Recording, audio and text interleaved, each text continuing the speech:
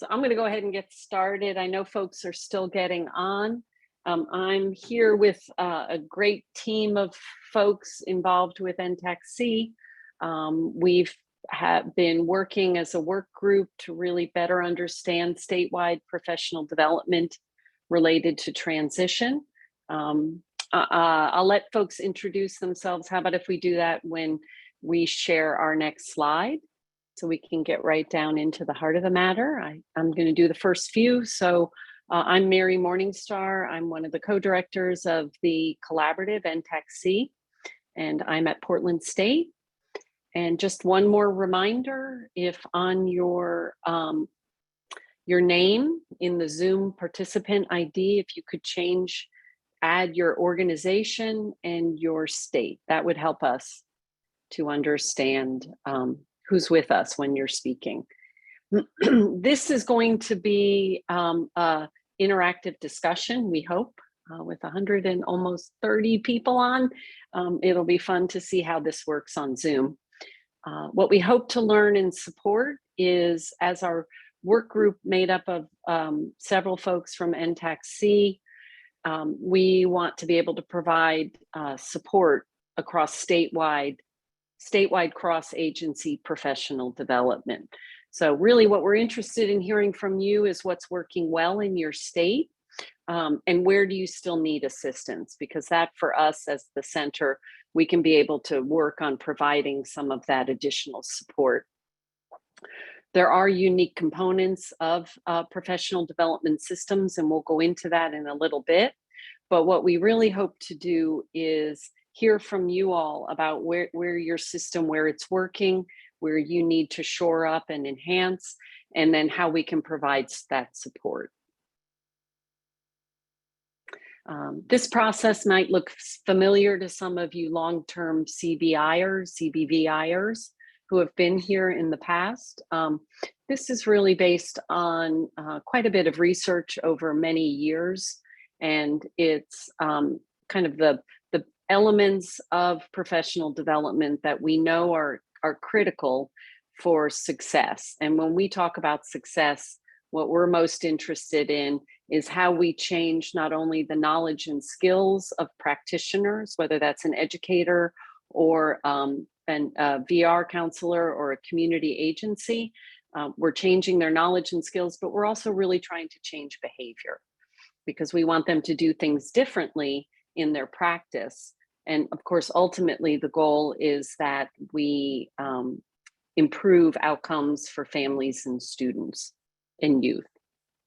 So there's 5 components, and we're going to go through each of these components and give you a little bit of information, but then really open it up for some discussion. We do have some states in the audience that we're hoping will chime in. We have been working with you, and we know that you have elements of this in place. So but we do want to hear from a wider array of those participants that are on today. And so I think that's it. Raquam, I'm going to turn it over to you. Thank you, Mary. So we're going to begin with key statewide stakeholders. And this is just very important in regards to our work. When we think about transition planning, and we think about development, and not just development, but making sustainable changes and sustainable structures and supports for states. So we're going to go ahead and start off with the first question. And I think that I work really close with the state of Wisconsin. We do a lot of work in regards to just development and also thinking through how we're going to make a lot of the changes sustainable. So if Wisconsin is here, it'll be great for you all. We can go through the questions. And the first one is, who is a part of your statewide PD team? So this is a nice way for us to begin our introduction. Hi, Raquam. This is Jen from Wisconsin. Hey, Jen. So as we're looking at our statewide professional development team, are you asking who we've worked with in this past year? Yes.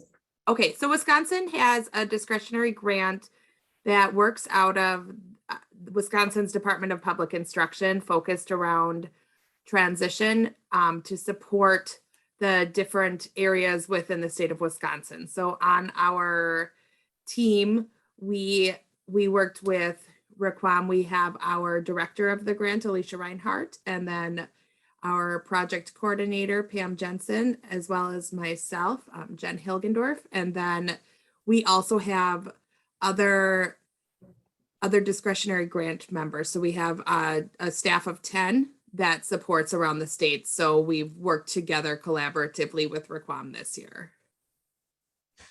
Thanks for the introduction, Jen. And can you go on and further tell us about how you collaborate across agencies or other organizations? Yes.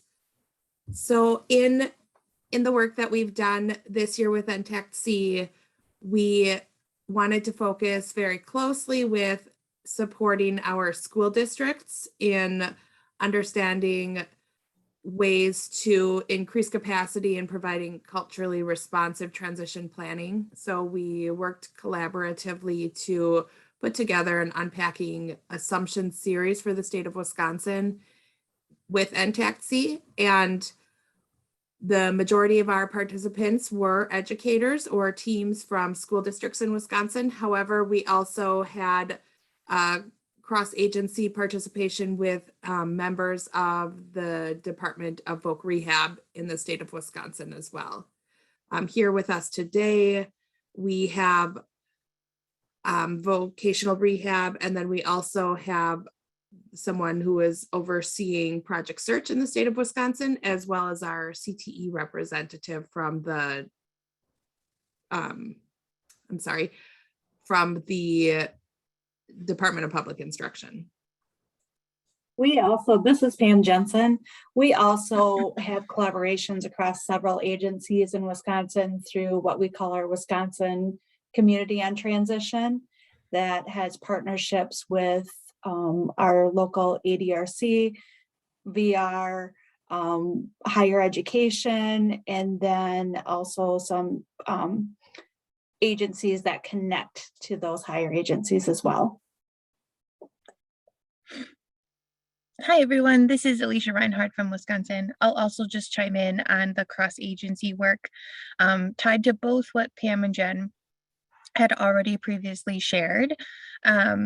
At the state level, I represent the Department of Public Instruction or the State Education Agency, and a cross-agency work group around our Employment First law in Wisconsin. And one of two big things we're working on this year in our current state plan is one, gathering joint employment data and being able to disaggregate that by different demographic groups to inform transition practices, to inform services and supports on the adult side of things.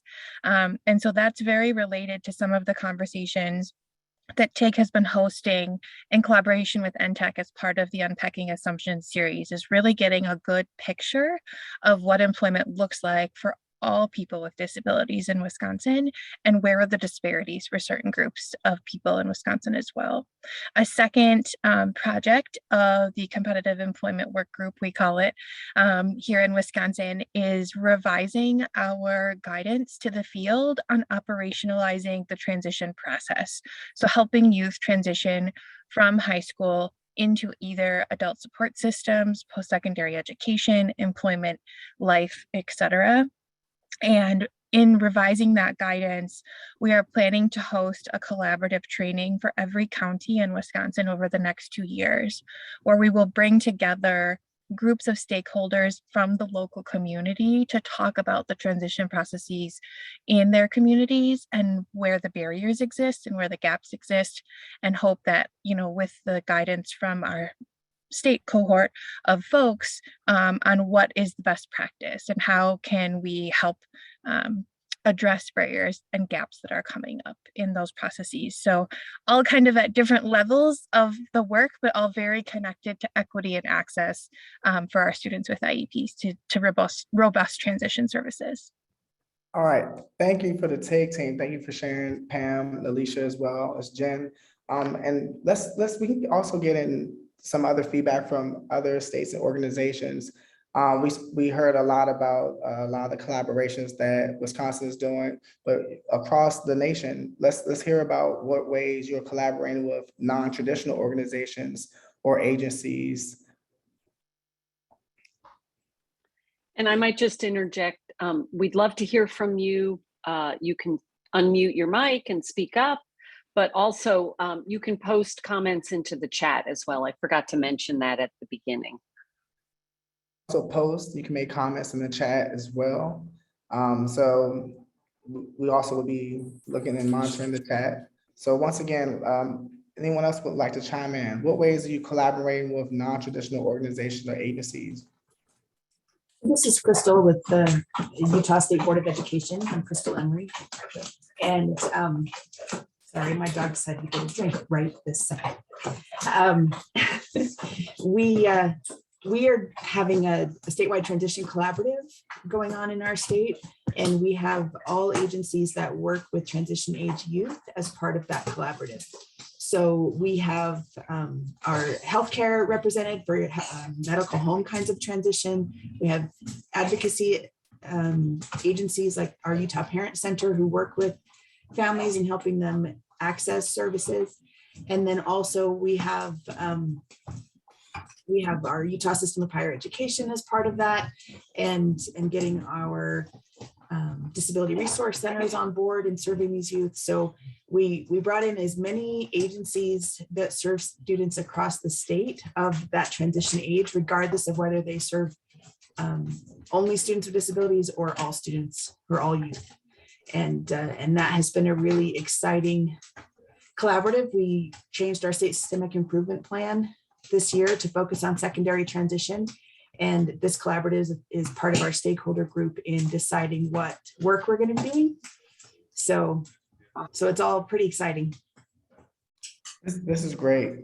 Thank you all for sharing. And we'll move on to the next slide and we'll hear more about what everyone is doing. All right, thanks for Ram. So when we also look at, you bring your stakeholders together, we also want to look at doing that needs assessment and start getting that gap analysis around professional development for the various personnel within your organizations. I think we've already heard some good examples from the previous discussion. Alicia from Wisconsin talked about using employment data and seeing some of the discrepancies in that employment data in relation to what they were doing around training to try to break some of those barriers, if you will. Now, certainly when we do a needs assessment, we could use multiple sources of data in order to begin to do that assessment. It may be formal data or informal sources of data. We may want to look at the IDEA Part B indicators, especially indicators 1, 2, 13, and 14 as sources of data related to how youth with disabilities in your state are successfully preparing for post-secondary education and employment. The other piece, and I know we had an early bird presentation today that was on data use and data sharing. And if there's anyone from Missouri or Iowa here, because I know you folks have done some creative things about data use and sharing, maybe you could chime in as well, is looking at those indicators that align across systems. So let's take indicators 1, 2, 13, and 14 out of IDEA Part B. They align nicely with common performance measures out of the Workforce Innovation and Opportunity Act, or WIOA. We also know there's points of alignment as well with the Perkins 5 indicators for career and technical education.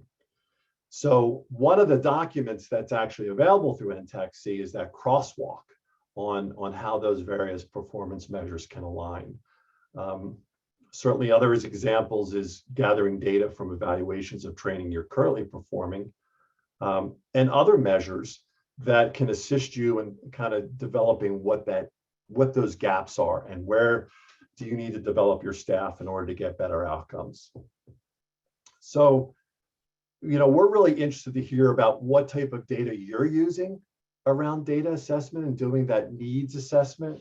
So what are the data sources that you're using to identify some of those professional development needs?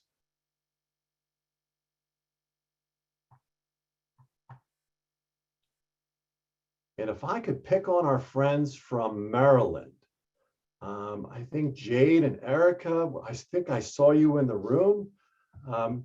If you folks could talk a little bit about some of the data sources that you're using, or what resources you're looking at when you do that kind of gap analysis or needs assessment around professional development.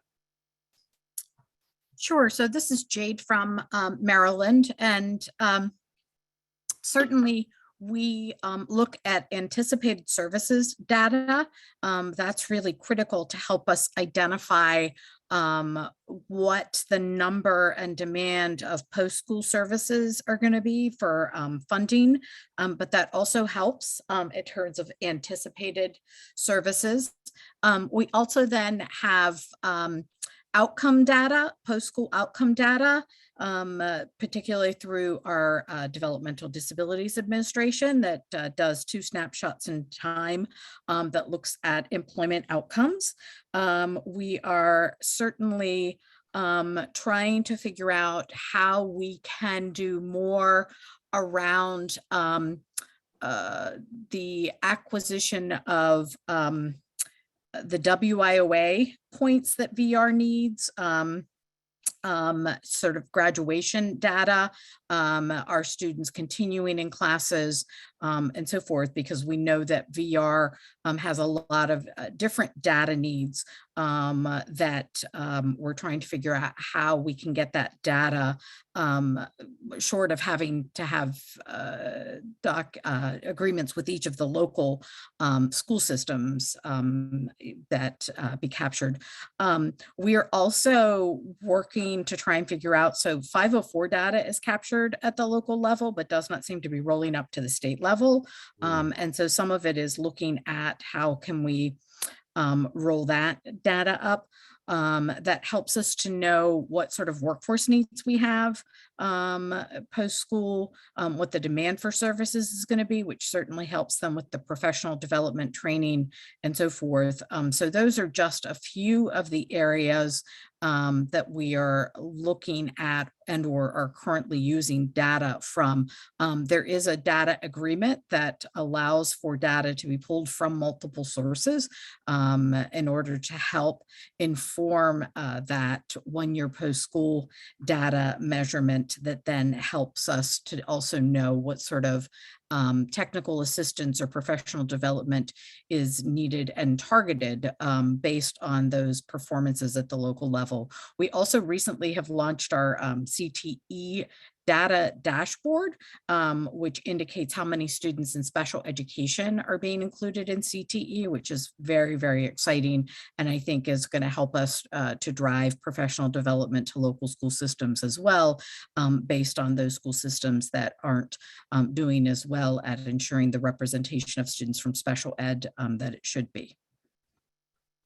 So Jade, thank you for that. And with the, can I ask you a question about the dashboard? That Sure. Sounds really interesting. Is that providing more real-time data around those students so that you're getting those kind of quicker feedback loops to learn how many of those students in special ed are actually being involved in CTE?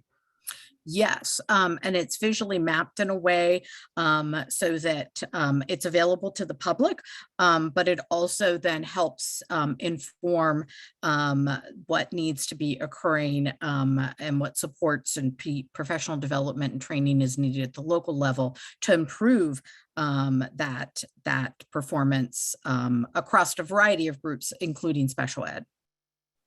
Yeah, and you touched upon the 2 points as well, as far as there's a statewide perspective on training needs, but then we also have to dive a little deeper on what are some of the local needs, because I'm sure the local education agencies as well have some of their own unique professional development skills, and kind of being able to manage all of that and then be able to share that in usable ways.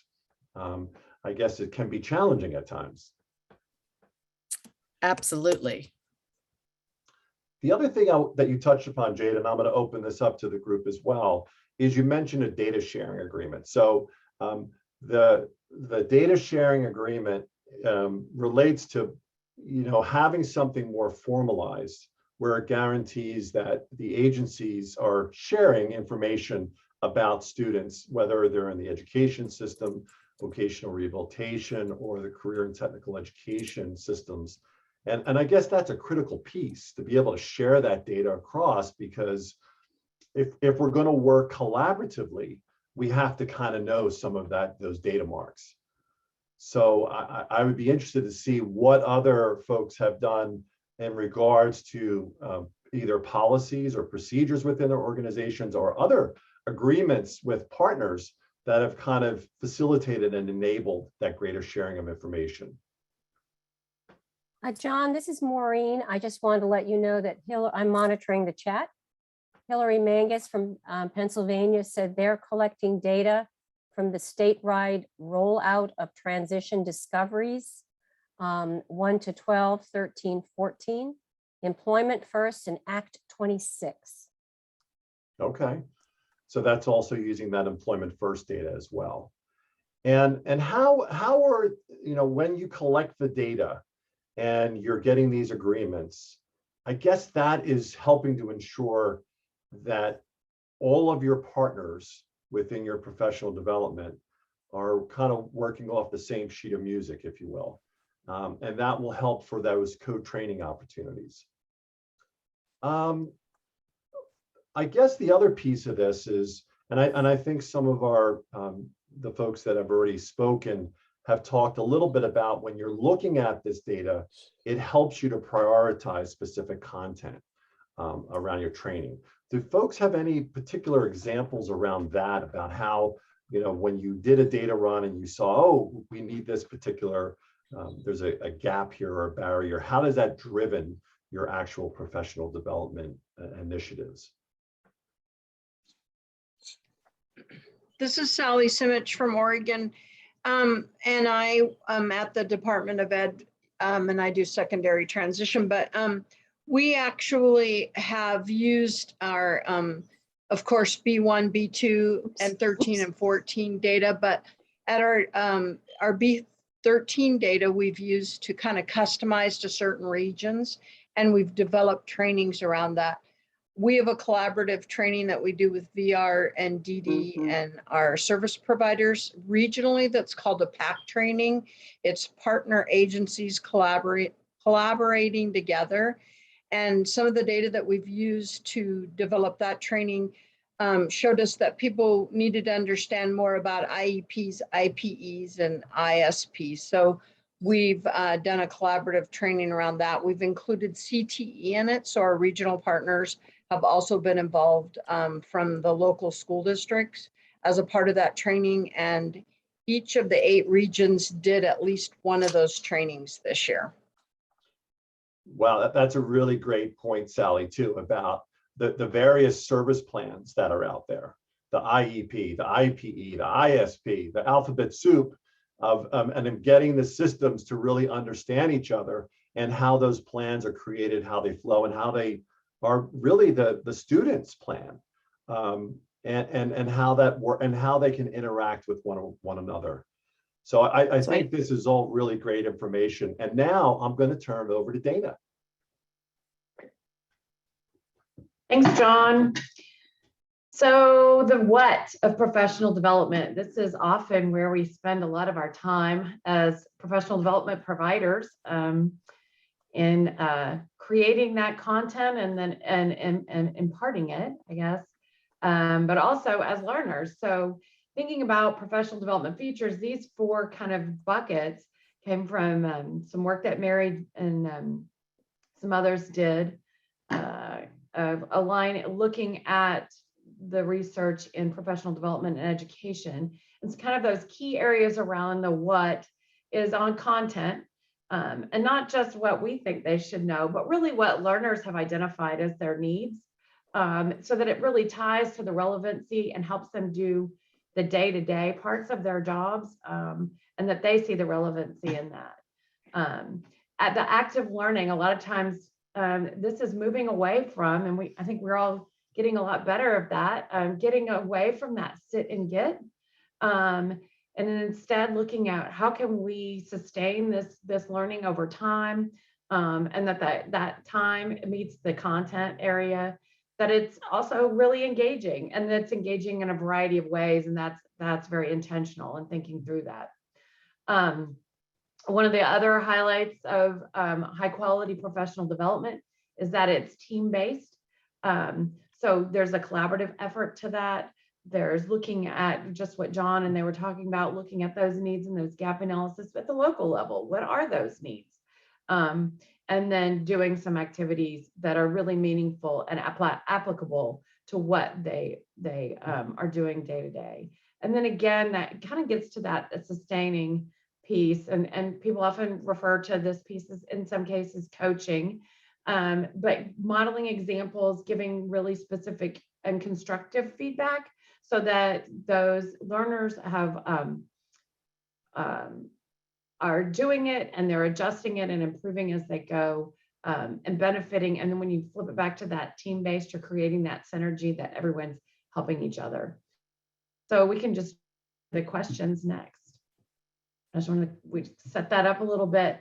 But in thinking about content and methods of professional development, the what and kind of how, what are some different linkages or opportunities for co-training that you have regarding all your different partners that we've discussed and the needs areas, but where are those content areas that we can be sharing and working together on across personnel? Anybody? Dana, this is Vicki Mitchell from Texas. How are you doing? Good. Yes, one of the things that we looked at, let me just zero in on the workforce, our state workforce in VR. One of the things that we looked at in increasing the employment was that we knew what the employment data is. We have shared data between our workforce VR as well as Texas Higher Ed Coordinating Board. But we looked at employment data and we thought, let's turn that professional development inward and let's look at the most inclusive way of increasing employment, and that is CTE. And so we reached out to INTAC-C to help us to develop a team approach to professional development between special education, CTE, college career readiness, school counseling, and our VR.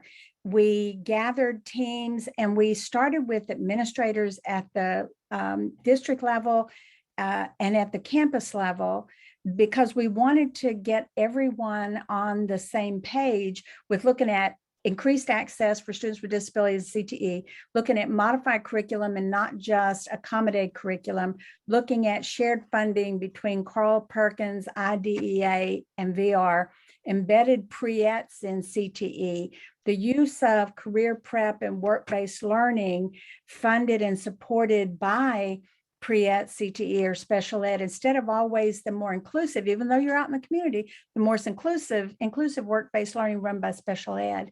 And so I will tell you that we're just at the beginning of it. It was interactive, where we followed the model that you're doing right now, where it was people who were speaking. We started with a lot of INTAC speakers and trying to get everyone who was in the decision-making capacities at the campus and district levels to understand this concept of greater access for students with disabilities and CTER, and building all that partnership. I will say that we started out with 300 plus at our first virtual conference in October and had 500 plus in March. And when you look at it, the primary participation was administrators. We are really excited about the change in the conversation and also the planning. So yes, and we want to thank INTAC-C for all the help. We couldn't have done it without y'all. Great, thanks. Does anybody else have some unique approach to content development and providing content, unique content in unique ways? We've all kind of learned some new ways in the past 2 years.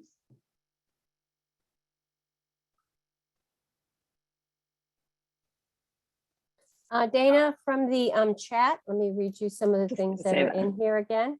It says, in Arizona, through our community of practice on transition, we're looking at reviving our partners in transition presentations for local communities that discusses each of the partners in the state and what each agency's role is and how we work together and how to get all of the needed agencies to the table for a student. We used to do this all over the state at various events, including our statewide transition education conference, but need to revive it.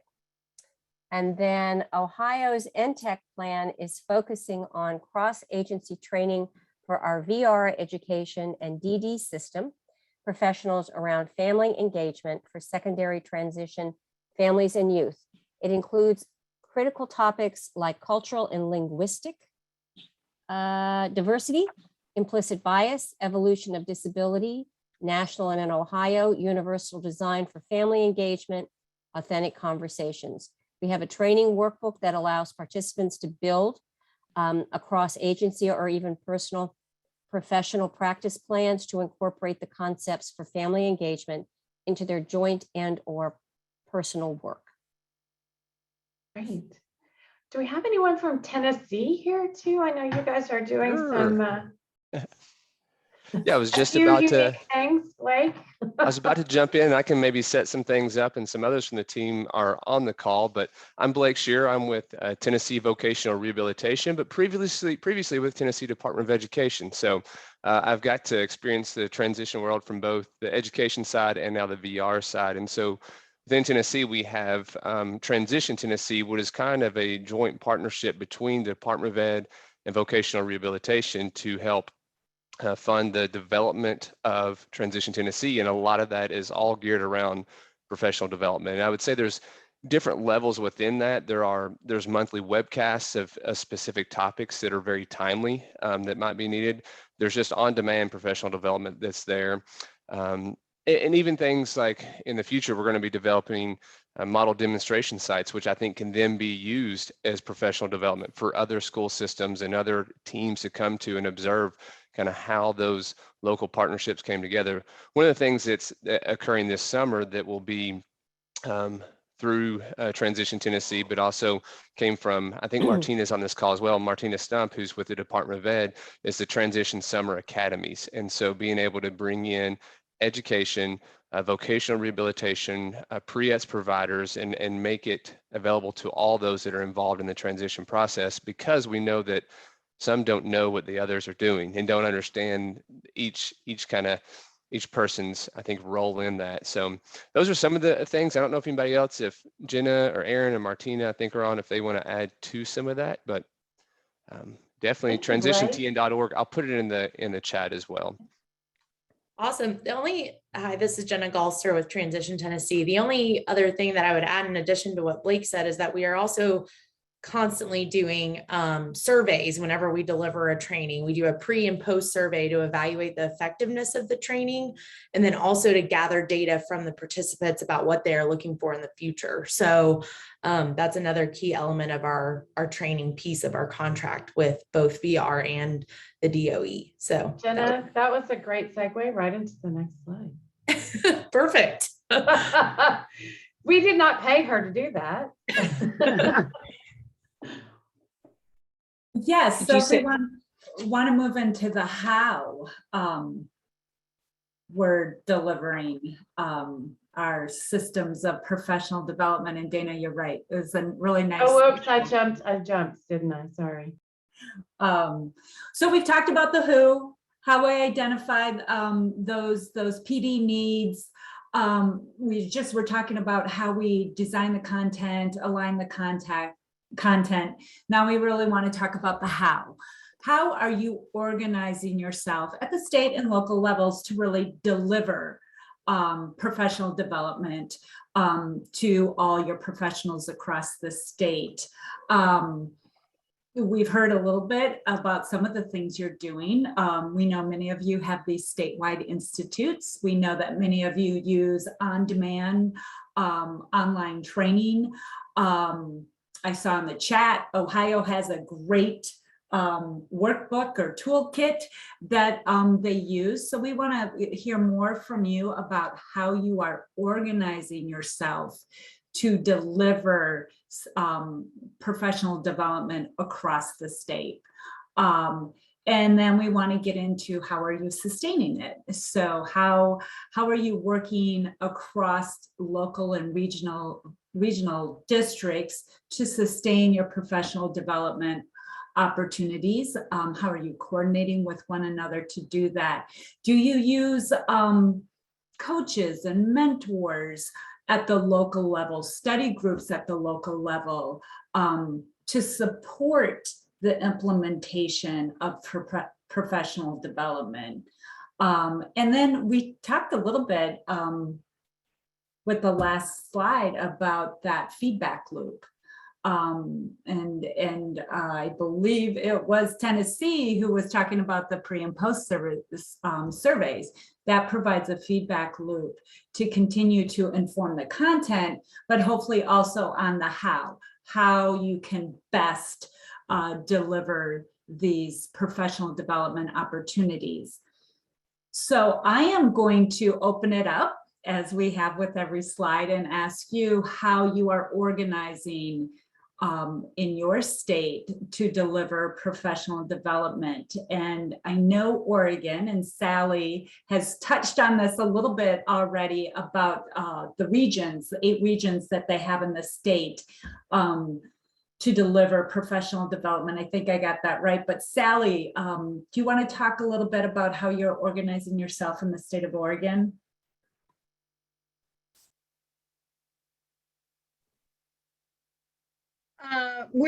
So in the state of Oregon, we're organized as a Transition Technical Assistance Network. And under that, we have Transition Network facilitators that are resource to school districts around developing training and whatever that assessment need for that community may happen. They may need, whether it be curriculum, whether it be resources, whether it be training. Then also we have what they call PREETS, Transition Network support staff that work with our different groups. We have the VR PREETS coordinators under that. We have DD specialists that work under that group. And then we have the Commission for the Blind. That is all part of our group with our Oregon Youth Transition Program, YTP. So throughout that, we're organized, that's at the state level, and then down to the regional level, each one of those people is a member of a regional team. They may cross over to the different regions, but so they develop all their trainings together locally for any, after they've done some kind of a needs assessment with a community, then they develop a training and work with that group. I put in the chat that right now we're doing student summits, and those are delivering PREETS. So there, it can be an overnight excursion for teachers and students to come be a part of. VR is involved with it. Our disability services are involved with it. Our counselors are there. CTE is there. So there's a variety of people that are there that are putting on the student summits, and they are doing industry tours, mock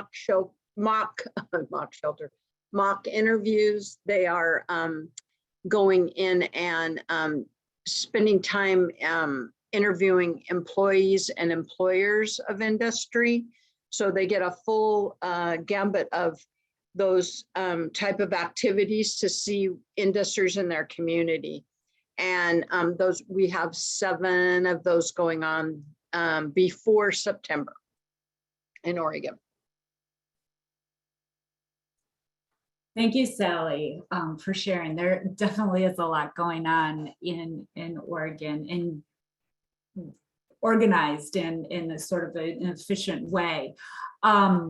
I just saw in the chat box, I believe it's Ohio, Alex from Ohio was talking about a train the trainer approach, and that they've been working to train a number of individuals who will then go out, and I'm not looking at the chat, but I think 5 regions across the state to do some additional training. Alex, I don't know if you want to speak to that a little bit more. I don't want to put you on the spot, but.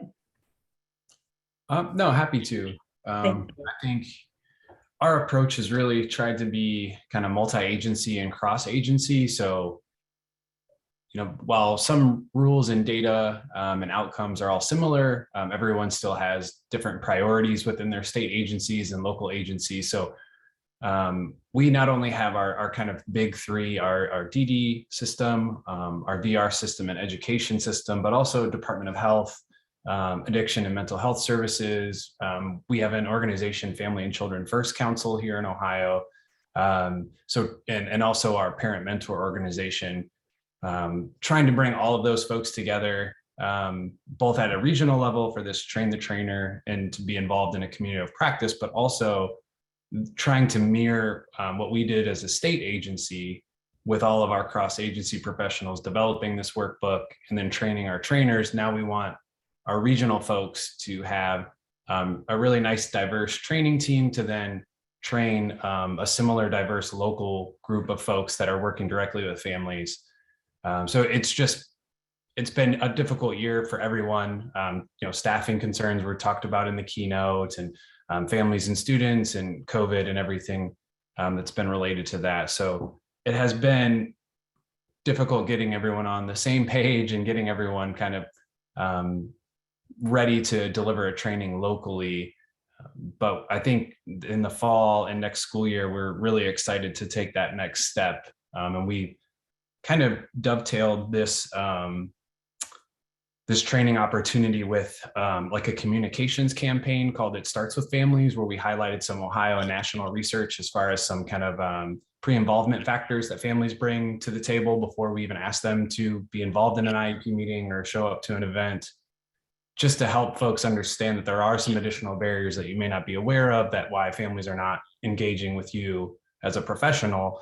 And included in that communication campaign was an email inbox that we'd asked local professionals if they wanted more information or more training that they could email us. And that's kind of been our way that we've identified early adopters to have this first local training, and encourage them to reach out to cross-agency partners that they've been working with locally with the same families and students. So pairing those groups with our training team, and the local folks are really excited. They want more information, and our regional teams are trying to balance a lot of other work demands and scopes of work in order to kind of deliver training to their entire region. So it's been a lot of balancing, but we're excited to take that next step next school year and really have this training down to the local level. And if I could jump in really quick from Ohio too, just a nugget while we're on the how of train the trainer stuff that's really important to us that I would just emphasize for others leveraging these types of models is the dual role of trained trainers as knowledge holders, but also trainers, and being able to support them out in the field as the people who hold the knowledge, can support the knowledge, but also as excellent adult educators as well. Yes, thank you, Tom. Tom's one of our key team members from the Ohio State University Statewide Family Engagement Center. Thank you, Ohio. And I'm just going to wrap up this so we can move to the next slide. But Alex, what I appreciated too, what you talked about, your partners, that you're including a very broad group of key stakeholders, something we talked about back at the first slide. So you're beyond VR education, and you're looking at other key partners, family members, of course, and health service providers. So that was nice to hear that. So I am going to wrap up this slide on the how, and we're going to move to the next one on evaluation and evaluating your systems of professional development. Before we do that, I'm just going to interject one point, because we seem to be doing pretty good on time, and that is, I've been around the block a few times over the last many years, and I think the thing that we want to pay the most attention to is sustainability. So how our states, and it may be part of the conversation we have at the end, but you know, Sally, you talked about how you've organized, you have policies and procedures in place. Many of you have talked about that, but we often see ebb and flow. So folks are they hire all these coaches to get out there and do work. And then, you know, 2 years later, when there's a fiscal crisis, the first thing to go are those extra PD people. So I don't want to belabor this point, but thinking about that sustainability, I think, is going to be what keeps us moving forward. So, and with that, I will turn it over to. Thank you, Mary. Okay, good. Phew. I thought it was you, Raquam. I'm like, this isn't my slide, is it? So, oh, yeah. So it's very important to think about evaluating, right? Because this really drives how we move forward on improving our systems and our structures within each PD that we identify based on our needs, and it's our specific needs. And when we think about evaluating, you know, we should really think about, you know, is this going to be an internal evaluation? Are we evaluating our internal stakeholders, or are we evaluating our target audience? So we think about, you know, quantitative data, but when we think about the work that we're doing with our audience, we should also consider qualitative data. You know, how are we bringing in the voices of those that we're working with directly? How are we thinking about the people that we're actually trying to impact? And actually, what I want to do is, you know, talk about some things like, you know, when we think about evaluating, we're thinking about different attitudes, beliefs, perceptions, skills that are involved with the stakeholders that we're actually evaluating. So I'm going to just really dive into the questions. And even when we dive into these questions, you know, we can even think about the thought process behind it. You know, how are we thinking about these questions? How are we thinking about evaluation? Because we really have to put some thought into how we think about what we're evaluating, so that we can start thinking about how we can make improvements and how we can make these improvements or these systems and structures sustainable moving forward. So what evaluation structures do you already have in place? And we can talk about formal and informal evaluation structures.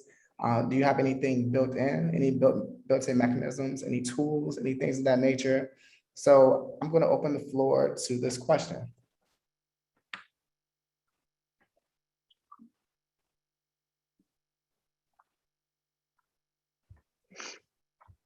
And feel free to plug it in the chat.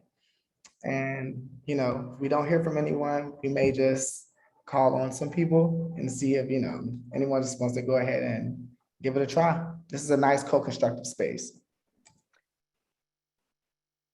Michaela, you were, I don't know how comfortable you are, but you were just direct messaging me with some of your ideas on how to do this and your concerns. Would you like to share that with the group? See what happens when you direct message me? That's all right, Mary. I was just asking if anybody out there had long-term sustainable models for creating networks of facilitators, trainers at a statewide level, looking like 3-year, 6-year, 9-year kind of plans, something that establishes not only longevity, but fiscal responsibility and responsiveness to data that's gathered, similar to what we saw this morning in the early bird session.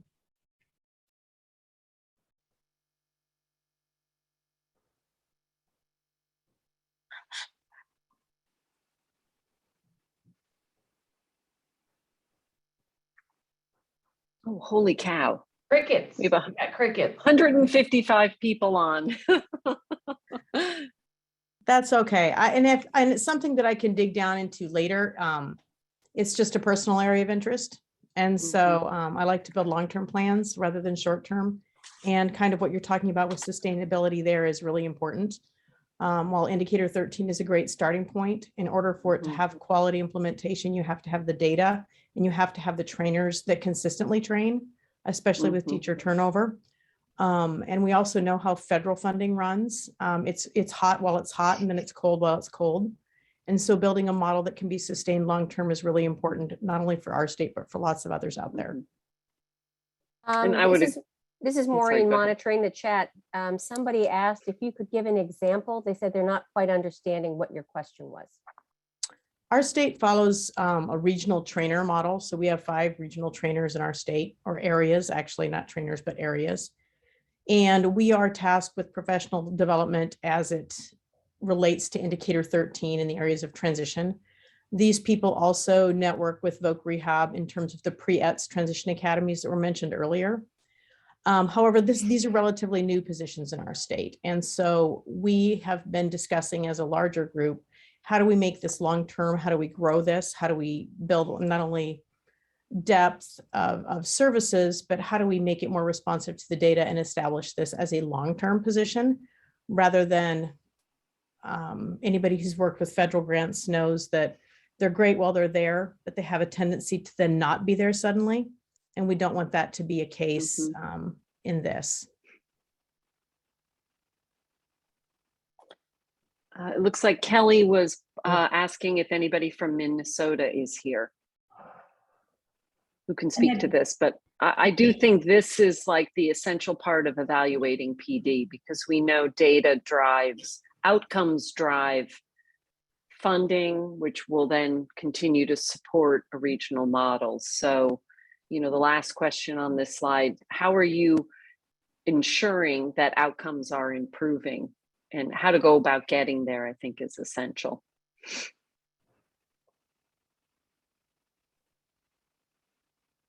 Jackie, you posted that Pennsylvania uses a cascading model. Can you talk to us a little bit more about that? Sure, we do. So we have a state level of professional development called the Pennsylvania Training and Technical Assistance Network. And my colleague Hillary is on with me here, working closely with Pennsylvania Department of Education and the Office of Vocational Rehabilitation. We have developed an MOU over the last 2 years that was updated and worked together then to create training across the state for that, which is all recorded. And then we've also worked with our regional training and consulting specialists. There are probably over 40 of them. And so we've worked with them on learning this information, and then have also worked with them on gaining skills for coaching. So those folks are not only gaining the skills necessary to learn the information, the technical information, but they're also gaining the skills necessary to come in and coach around that information. We've learned that coming, sitting, telling just really isn't moving the needle for us. So this, over the last 2 years, we've been developing that system. And we also have leveled the playing field a little bit on sharing some of that information by creating online courses that many of you have talked about as well. We did some evaluating of how that went over the last year, and then have made some more changes to that based on the feedback from folks who have been participating in that.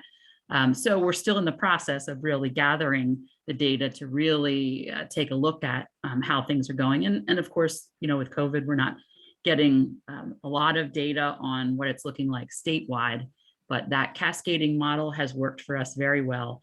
And we feel like we're now trying to bring that same information down to the teacher level. So as we bring folks together this summer for our transition conference, that team is going to then move out and work with teachers at the teacher level. We feel like we need to get it in their hands so that information can really get back out to families and youth, which is our real target audience.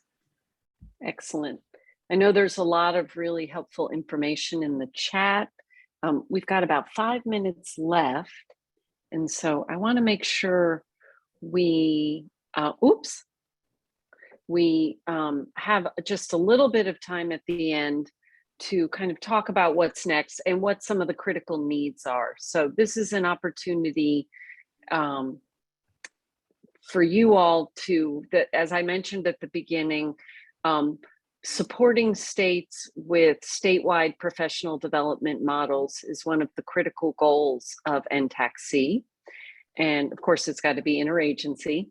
And so we want to make sure, so there's a work group right now made up of folks from, you've heard from some of us, there's others who are involved as well. And what we want to make sure we do is provide critical information, examples, resources. You all have shared a lot.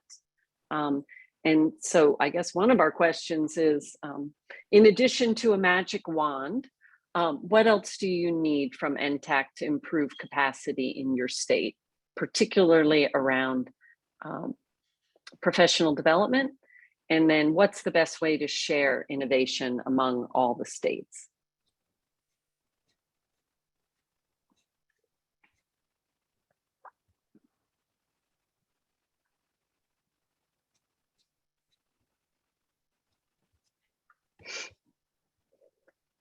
What do you want from us? Anything? More of these? Specific materials and resources and examples? Okay, thank you. Jamie, it looks like ongoing conversations.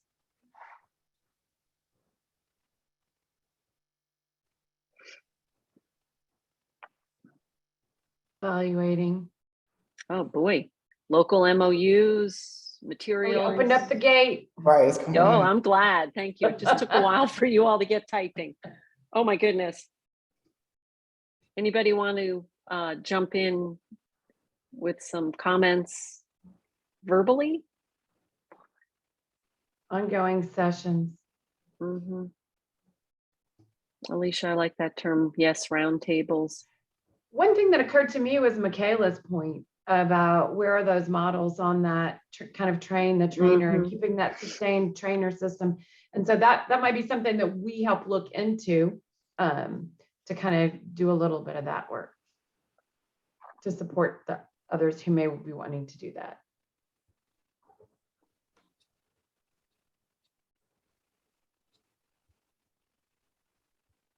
Wow, super helpful. We have about 2 minutes left. It's amazing. Is there anything that we didn't get, that folks didn't get to address or say among, I'm going to click really fast and go back to the overall cycle. So many of you have talked about each of the components of this, but what's most important is that you are pulling all these 5 components together.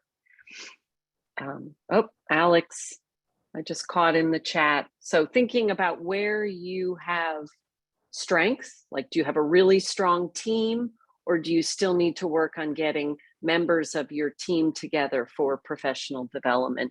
Pennsylvania, you've had that interagency team for, I think ever since I've known about transition, Pennsylvania has had a team, statewide team of the right stakeholders at the table. And sometimes that might ebb and flow, but how you keep all these pieces moving forward, I think is essential. And one of the problems with CBVI, which we love it, but Alex, your comment that we have consistent meetings of the states based on various topics of PD. It sounds like a community of practice to me. Right now we're a work group, and this was our intention, was to identify what the next steps might be. So once again, we've got a video recording of this session. We will make sure we capture the chat. As a work group, we probably will be getting together soon to debrief and review and identify some goals. And those of you who we can capture who are interested, we'll probably send out some information to share with all states as a way to identify folks who would want to continue to participate around this topic. Hey, Richard. Good to see you.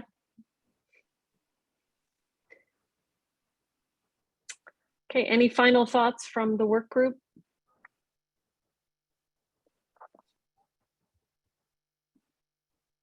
Oops, now I got to go all the way to the end. I think the last slide was this one. but you all know where to find us. Thank you. Well, Be sure to thanks fill so out your much. evaluations. We were paid to say that.